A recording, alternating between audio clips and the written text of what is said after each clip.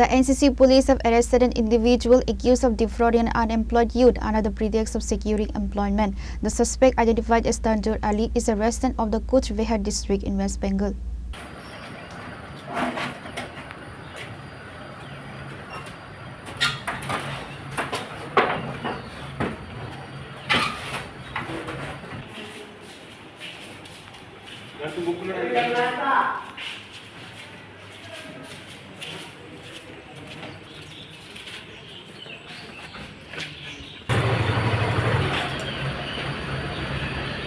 According to police reports, the suspect Tanjur Ali used social media to operate a fraudulent network across Tripura, establishing contact with the victim in January.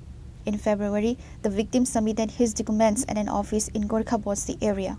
Although a joining letter for a position in Siliguri arrived in March, the suspect demanded Rs 4.5 lakh to release it.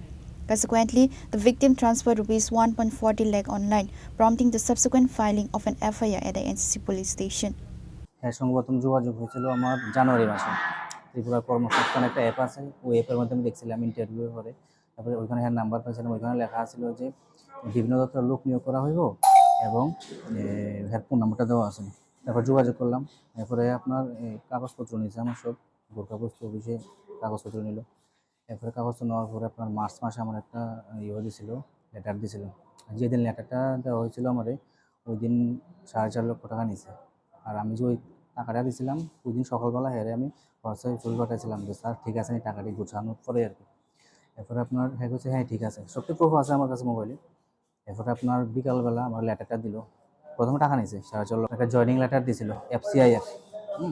প্রথমে টাকাটা নিয়েছে, এরপরে joining লেটারটা দিয়েছে।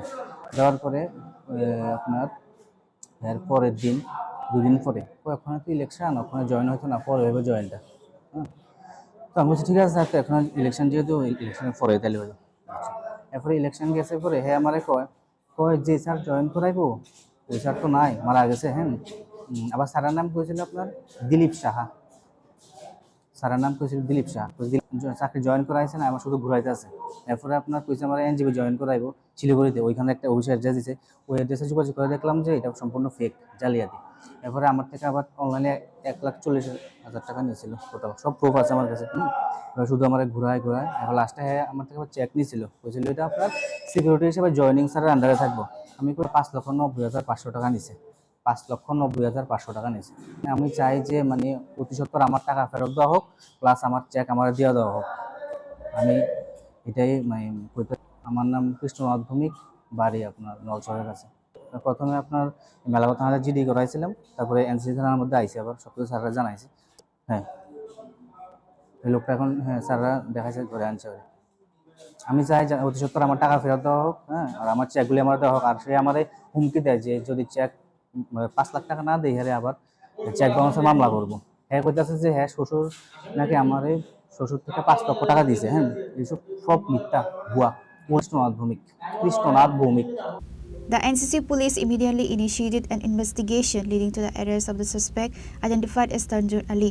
Meanwhile, questions remain regarding whether the defrauded amount of Rs 5.90 lakh will be recovered and returned to the victim. Reporter from Agartala, Chini Khora.